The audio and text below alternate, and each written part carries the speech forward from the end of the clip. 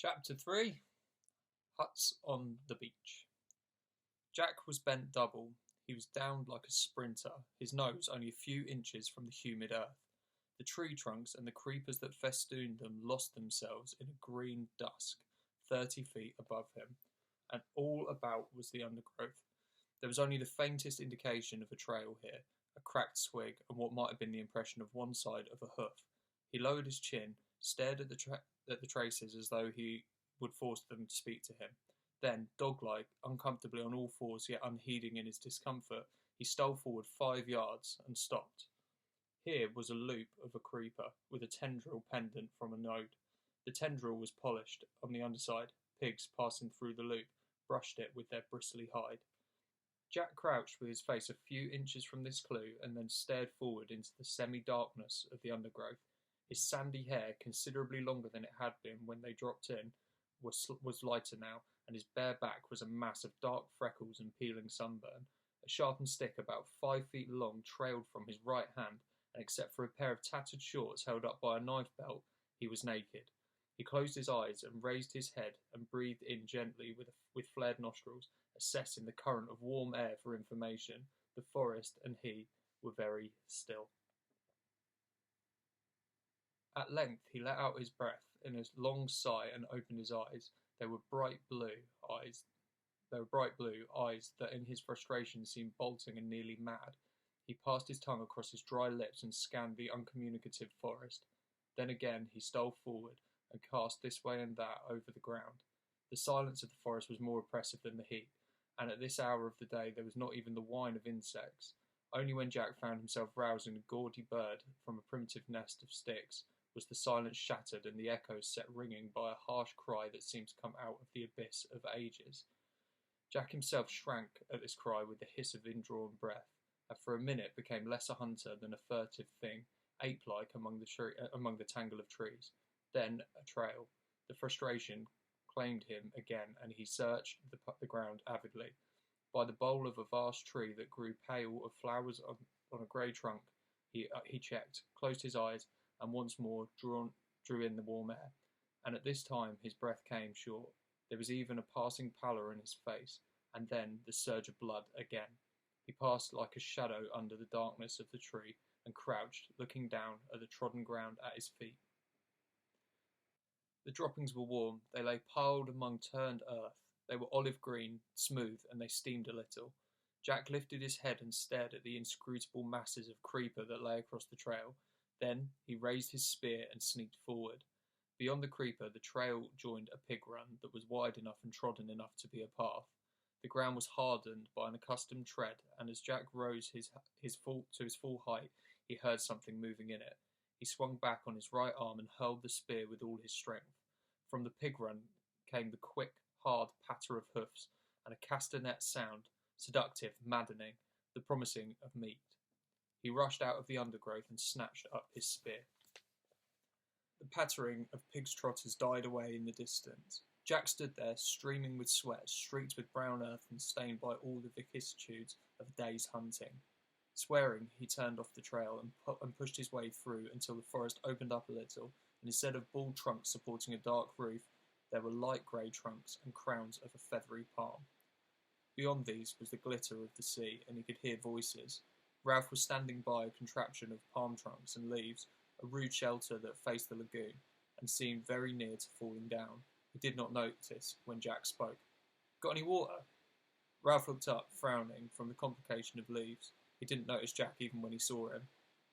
"I said, have you got any water? I'm thirsty." Jack withdrew his attention from the shelter and realised Jack with a start. "Oh, hello, water. There, by the tree. Ought to be some left." Jack took up a coconut shell that brimmed with fresh water from among a group that were arranged in the shade, and drank. The water splashed over his chin and neck and chest. He breathed noisily when he had finished. "Needed that." Simon spoke from inside the shelter. Up a bit, Ralph turned to the shelter and lifted a branch with the whole tilting of leaves. The leaves came apart and fluttered down. Simon's contrite face appeared in the hole. "Sorry." Ralph surveyed the wreck with distaste. "Never get it done." He flung himself down at Jack's feet. Simon remained looking out out of the hole. Sorry, Simon remained looking out of the hole in the shelter. Once down, Ralph explained, "Been working for a few days now, and look, the two shelters were in a position but shaky. This one was a ruin. And they keep running off. You remember the meeting? How everyone was going to work hard until the shelters were finished? Except me and my hunters. Except the hunters, well, the little ones are." He gesticulated, sought for a word. "They're hopeless, but the older ones aren't much better. Do you see? All day I've been sat working with Simon. No one else. They're off bathing or eating or playing."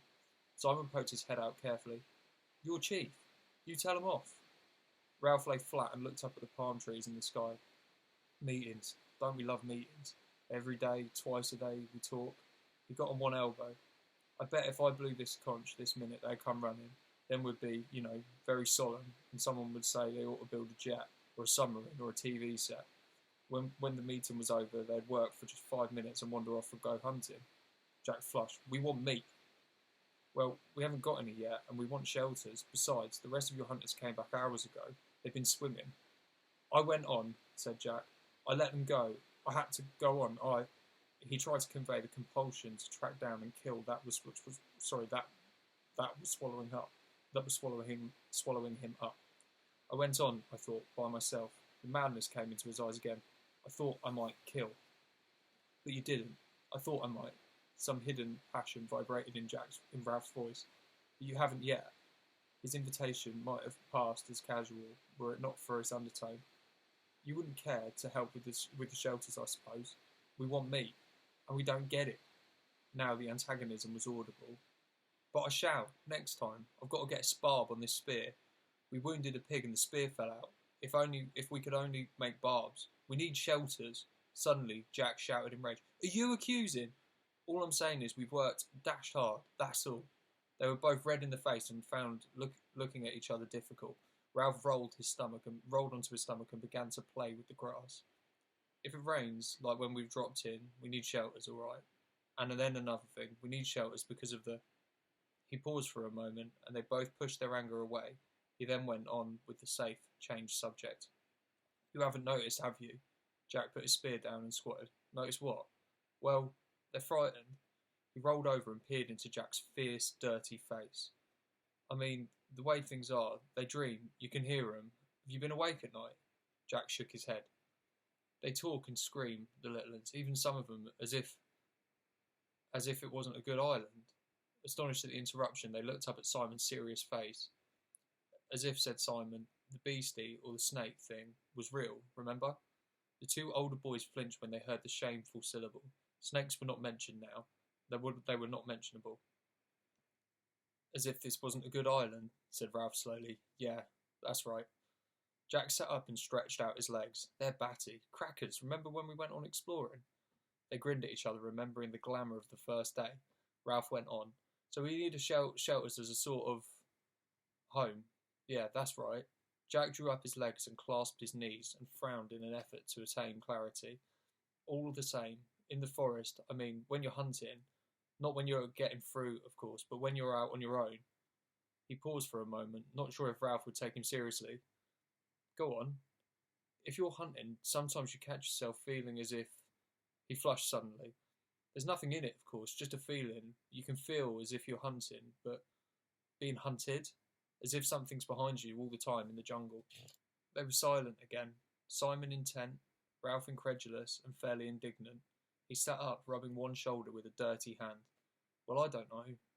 Jack leapt to his feet and spoke very quickly. "That's how you feel in the forest. Of course, there's nothing in it, only... He took a few steps forward to the beach and then came back. "Only, I know how they feel, see, that's all. The best thing we can do is get ourselves rescued." Jack had to think for a moment before he could remember what rescue was. "Rescue? Yeah, of course, all the same, I'd like to catch a pig first."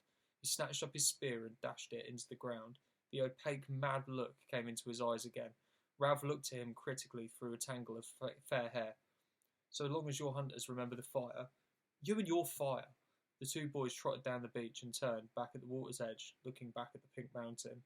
The trickle of smoke scratched a chalky line up at the solid blue sky, wavered high up and faded.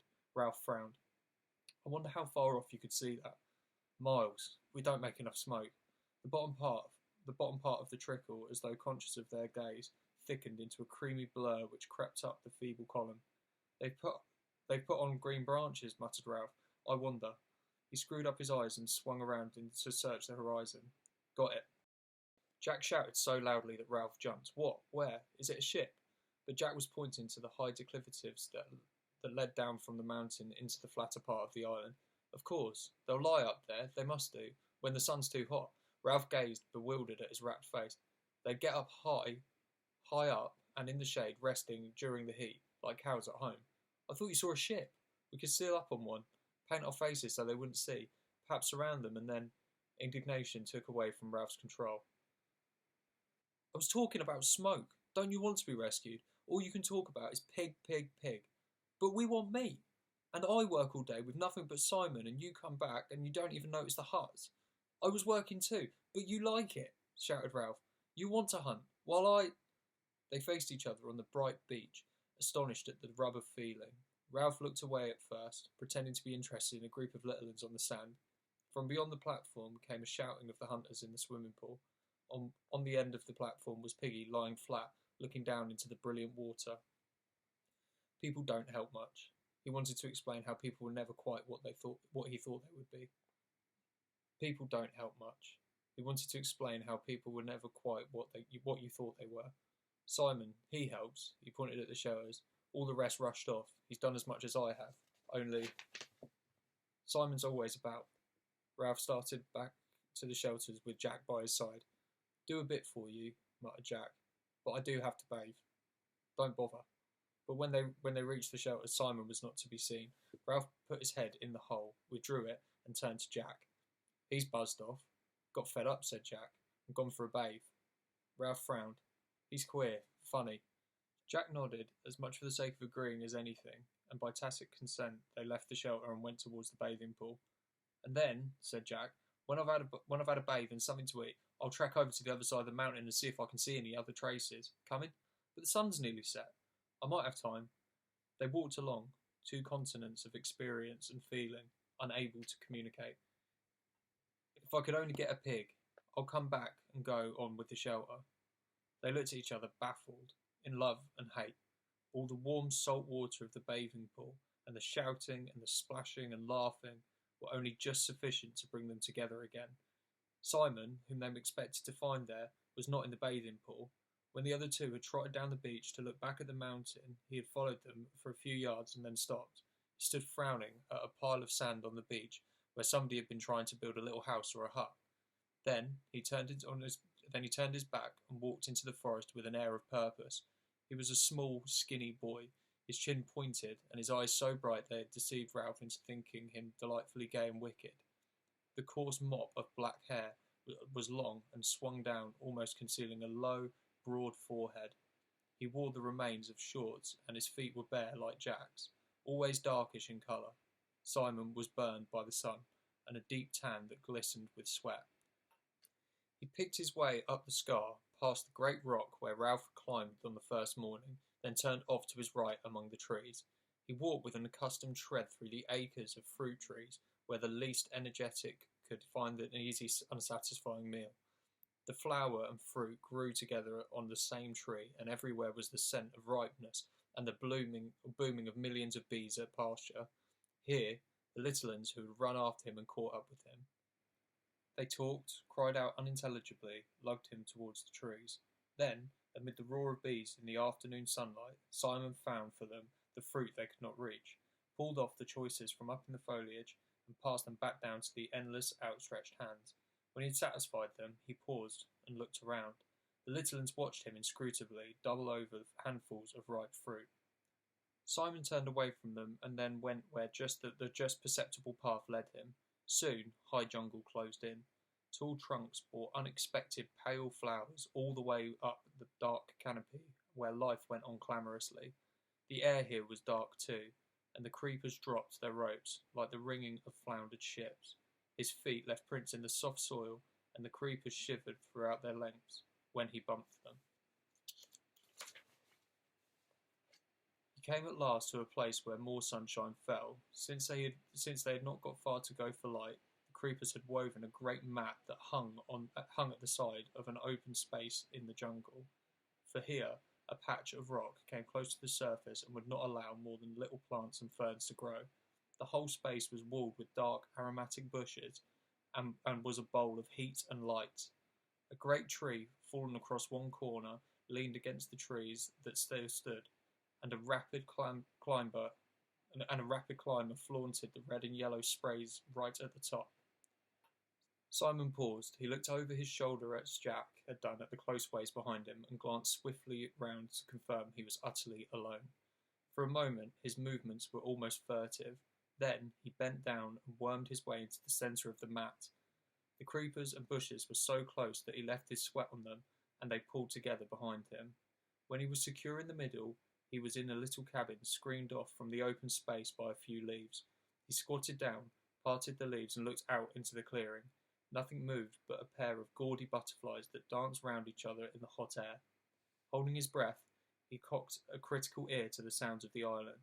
Evening was advancing towards the island. Sounds of bright, fantastic birds, the bee sounds, even the crying of the gulls that were returning to their roosts among the square rocks, were fainter.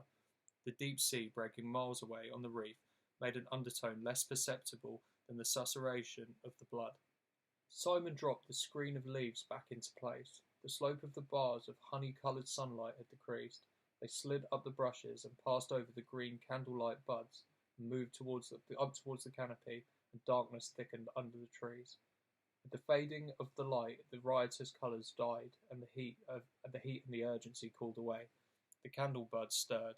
Their green sepals drew back like little white tips of the flowers and rose delicately to meet the open air. Now the sunlight had lifted of the clear, open space and withdrawn from the sky. Darkness poured out, submerging the waves between the trees until they would dim and strange as the bottom of the sea.